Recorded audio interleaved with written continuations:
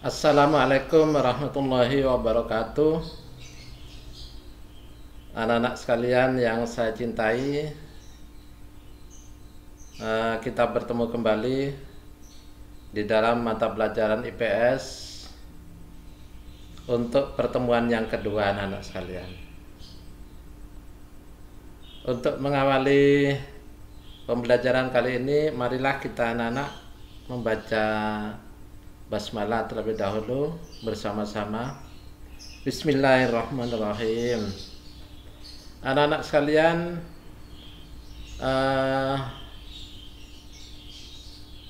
saya akan melanjutkan pembelajaran IPS yang kemarin atau pertemuan yang pertama. Jadi masih tetap pada materi 1 anak-anak untuk pertemuan yang kedua, yaitu tentang kondisi geografis benua Asia dan benua lainnya yang meliputi letak dan luas iklim, kemudian geologi rupa bumi, tata air, tanah, flora dan fauna, kemudian melalui peta rupa bumi, anak-anak.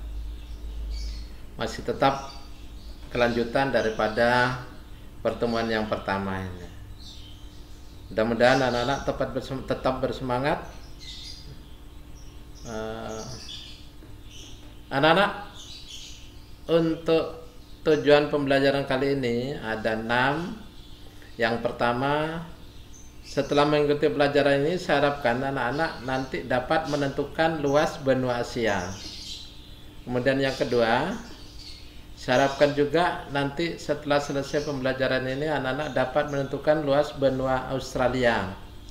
Yang ketiga, dapat menentukan luas benua Amerika. Yang keempat, dapat menentukan luas benua Afrika. Yang kelima, dapat menentukan luas benua Eropa.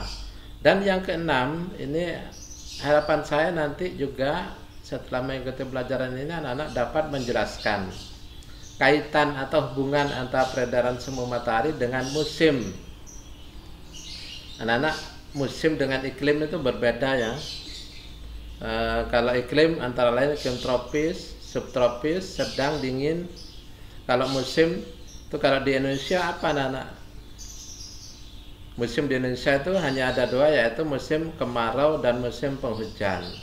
Itu karena memang Indonesia berada di daerah tropis. Pada umumnya negara-negara yang berada di daerah tropis itu memiliki 2 musim, yaitu kemarau dan musim hujan. Berbeda dengan negara-negara yang berada di daerah iklim sedang, itu memiliki 4 musim, antara lain adalah musim panas, kemudian musim gugur atau musim rontok, kemudian musim dingin, yang ketiga, yang keempat adalah musim semi, anak-anak. Baiklah anak-anak, kita pelajari lebih lanjut tentang kaitan antara peredaran semu matahari itu dengan musim. Anak-anak, kita lanjut. Benua yang paling luas di dunia adalah benua Asia, anak-anak. Kita Indonesia itu berada di benua Asia. Jadi kita itu berada di benua yang paling luas di dunia. Sedangkan yang paling sempit, anak-anak, adalah benua Australia. Yang paling sempit adalah benua Australia. Selanjutnya saya minta anak-anak cari di buku paket halaman 5-13 seperti biasa tentang benua Asia dan benua yang lain. Kemudian kalau anak-anak sudah terbiasa dengan internet, silakan keliling dunia maya, anak-anak. Buka-buka internet dan carilah luas masing-masing benua di dunia dan tulislah hasil pencarian kalian itu di lembar kerja 2. Jadi berikutnya anak-anak langsung saya hadapkan pada lembar kerja yang kedua. Lembar kerja yang kedua ini kembali anak-anak saya minta lihat buku atau buka internet. Ada beberapa kolom, nomor, nama benua, kemudian luas, anak-anak. Anak-anak hanya mengisi luasnya.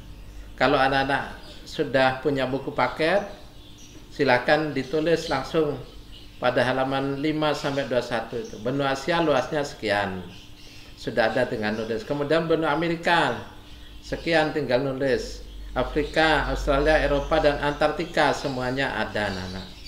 Jadi saya kira anak-anak tidak akan kesulitan mengerjakan LK02 ini. Anak-anak, marilah kita tambah pengetahuan kita.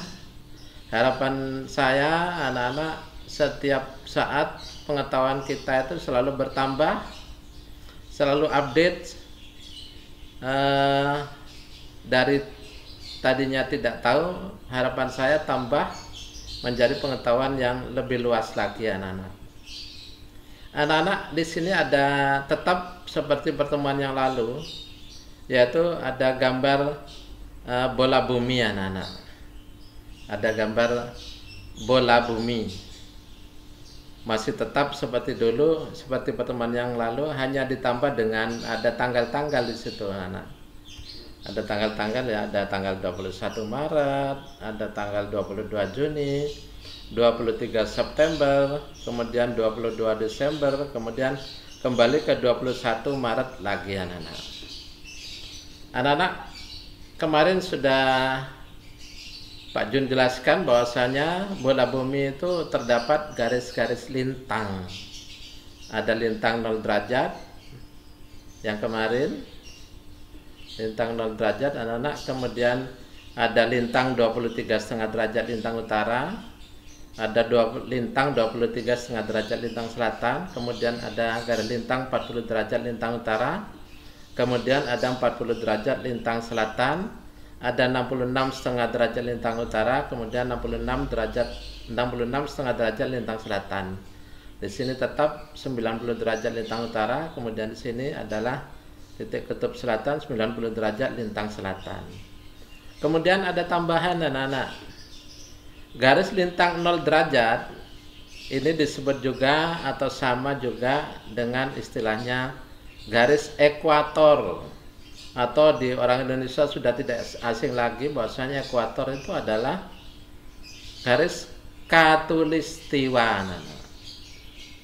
Garis khatulistiwa, bahwasanya di Indonesia ada sebuah pulau yang dilalui tepat di atas garis khatulistiwa. Kotanya adalah kota Pontianak. Di situ terdapat Tugu Khatulistiwa, karena itu memang benar-benar berada di garis tengah permukaan bumi yang sebenarnya. Kemudian garis lintang 23,5 derajat lintang utara ini disebut garis balik utara. Anak-anak, ada istilah garis balik. Mengapa disebut garis balik? Ini adalah disebut garis balik karena daerah ini merupakan titik tempat kembalinya matahari. Ini matahari anak-anak. Kemudian ada garis balik selatan, dari selatan. Yang ini yang saya maksud garis balik selatan itu anak-anak. Jadi matahari dari utara ke selatan, dari di sini kembali lagi, balik lagi ke utara. Demikian seterusnya anak-anak. Senyampang dunia ini masih tetap berputar anak-anak. Kemudian di sini ada lingkaran kutub, namanya lingkaran kutub utara, garis lingkaran kutub utara 66,5 derajat lintang utara, ini disebut juga garis lingkaran kutub utara. Kemudian yang 66,5 derajat lintang selatan ini disebut garis lingkaran kutub selatan. Anak-anak sekalian, yang namanya bumi ini adalah gambar dari gambar dari matahari anak-anak. Matahari itu beredar dari khatulistiwa ke garis balik utara.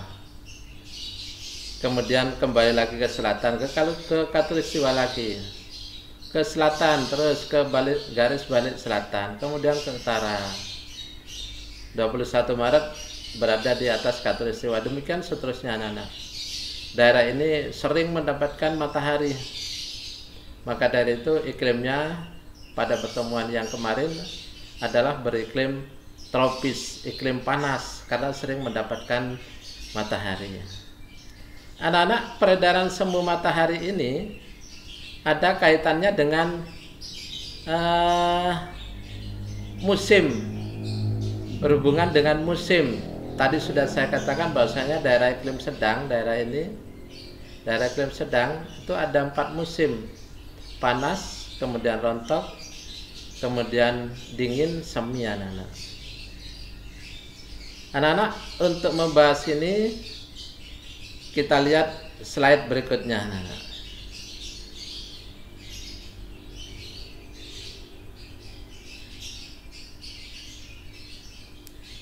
Kaitan antara letak astronomis dengan musim anak-anak.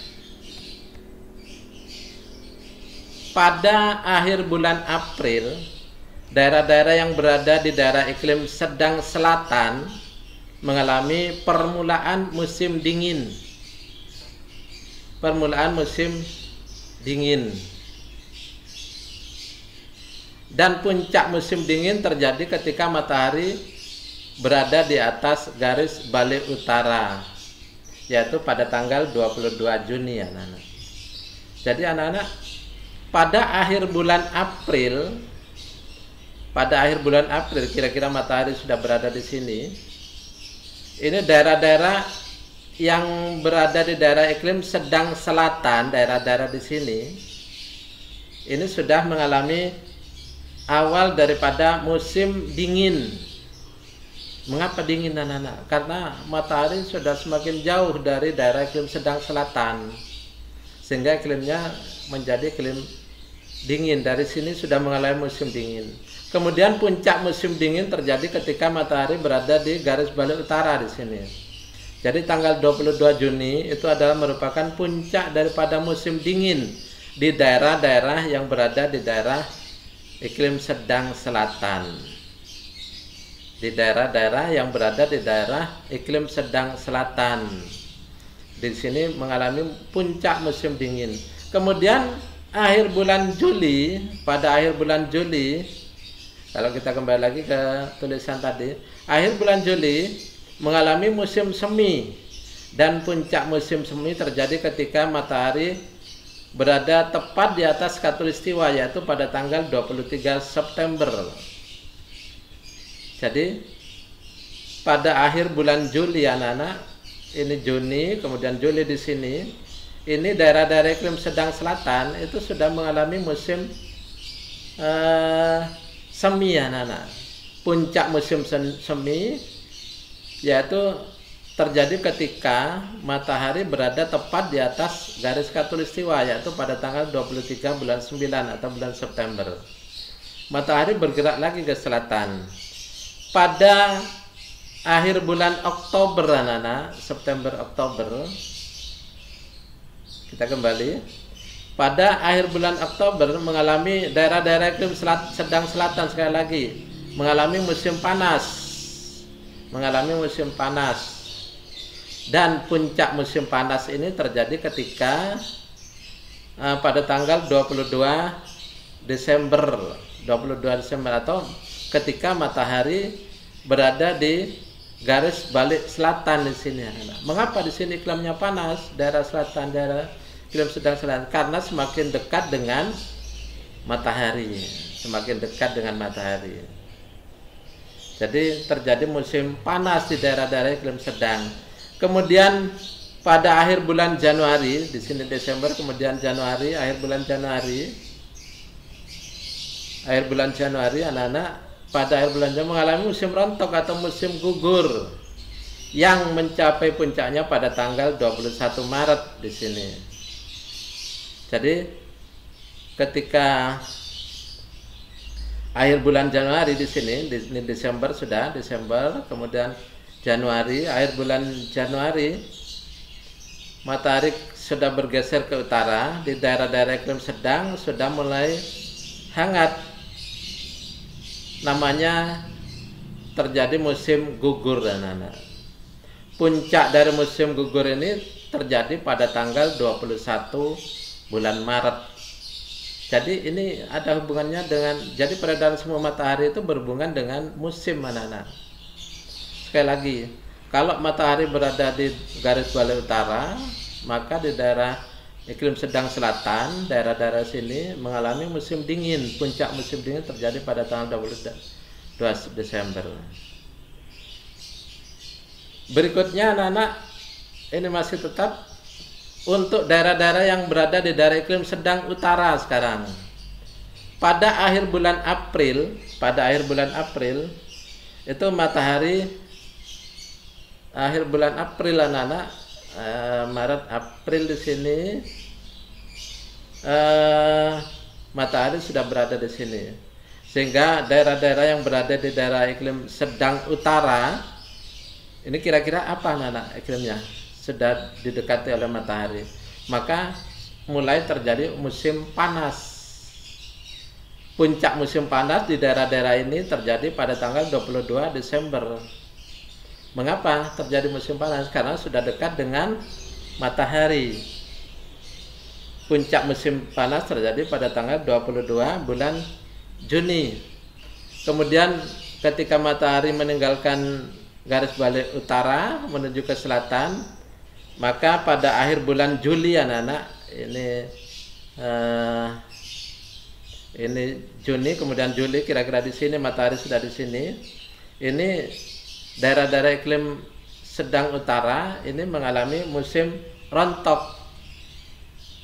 Puncak musim gugur atau musim rontok itu terjadi pada tanggal 23 September anak-anak. Matahari tidak diam terus ke selatan. Pada akhir bulan Oktober, September Oktober di sini matahari kira-kira, maka daerah-daerah yang berada di daerah iklim sedang utara itu mengalami musim dingin. Jadi pada matahari berada di sini, daerah sedang utara mengalami musim dingin. Kemudian puncak musim dingin di daerah-daerah iklim sedang utara berada pada tanggal 22 Juni. Kemudian matahari bergerak lagi pada akhir Januari, kira-kira di sini, maka daerah sedang utara ini, daerah iklim sedang utara akan mengalami musim semi. Ketika matahari di sini, maka daerah sedang utara mengalami musim semi. Kemudian pada tanggal 21 Maret ini terjadi puncak dari musim semi di daerah-daerah iklim sedang utara. Jadi demikian anak-anak. Jadi kalau matahari sudah berada di sini, maka daerah-daerah iklim sedang selatan akan mengalami musim dingin. Kemudian apabila matahari sudah berada di sini, daerah-daerah sedang utara akan mengalami musim dingin. Jadi selalu matahari ini selalu berputar anak-anak, selalu bergerak. Ketika matahari berada di sini, maka daerah sedang utara musim panas. Ketika matahari berada di sini, maka sedang selatan terjadi musim panas, dan seterusnya. Sambil dipahami anak-anak, sambil dibaca-baca ini, karena ada hubungannya dengan LK anak-anak. Ada LK yang berikutnya. Baiklah anak-anak, saya kira anak-anak mudah untuk memahami, apalagi anak-anak sudah berada di kelas 9, kelas 3, sebentar lagi sudah ke SMA. Jadi nanti anak-anak, saya harapkan nanti setelah anak-anak berada di SMA, pengetahuan anak-anak tidak kalah dengan anak-anak yang berasal dari SMP lain. Jadi tolong dipahami anak-anak. Ada LK anak-anak, posisi matahari tepat di atas garis khatulistiwa itu terjadi 2 kali anak-anak dalam 1 tahun, tanggal berapa dan tanggal berapa. Kemudian posisi matahari tepat di atas garis balik utara tanggal sekian, berada di balik selatan tanggal sekian berapa anak-anak. Tinggal menulis, di situ sudah ada. Kemudian langsung ada soal-soal yang kedua. Anak-anak di dalam mengerjakan soal ini sambil lihat gambar. Saya kira anak-anak bisa itu nomor 1, kemudian nomor 5 sampai 7, kemudian tambah 10 sampai 17 soal anak-anak. Luas benua Eropa ini tinggal menulis. Demikianlah anak-anak. Saya kira untuk pertemuan yang kedua ini sudah berada pada akhir.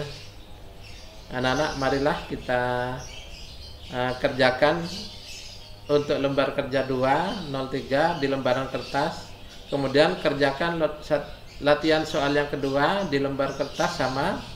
Kemudian setiap pekerjaan diberi nama lengkap anak-anak. Sekali lagi jangan lupa bukan nama samaran, bukan nama panggilan, tetapi nama asli seperti nama yang tertuang pada ijazah anak-anak. Kemudian nomor urut pada absen, kemudian kelas, kemudian tanggal. Kemudian hasil pekerjaan dikumpulkan pada sesi pengumpulan soal kira-kira bulan Agustus nanti anak-anak. Saya kira itu anak-anak yang bisa saya sampaikan untuk pertemuan yang kedua ini. Mudah-mudahan anak-anak mudah untuk memahami, mudah-mudahan ada manfaatnya, mudah-mudahan anak-anak bertambah pengetahuannya setelah mengikuti pertemuan yang kedua ini. Marilah anak-anak, akhir acara ini kita akhiri dengan bacaan Alhamdulillah bersama-sama. Alhamdulillahirrabbilalamin. Saya Assalamualaikum warahmatullahi wabarakatuh. Jangan lupa follow sosial media sekolah kita di IG dan YouTube untuk mendapatkan info terkini seputar sekolah kita.